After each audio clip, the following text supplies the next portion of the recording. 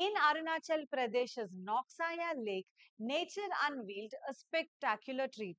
89 bird species documented in a mere 2 day survey. Nongsaya Lake, which is just 9 kilometers away from Namsai town in the Jona region, is surrounded by dense green forests and is a natural habitat for migratory birds. Arunachal Pradesh's Birding Club, along with PWD Namsai Division, have conducted a survey in May and June of 2025. In just 48 hours, they recorded 89 bird species, including oriental darter and rare lesser adjutant, alongside the forest gems like blue flycatcher and chestnut-capped babbler.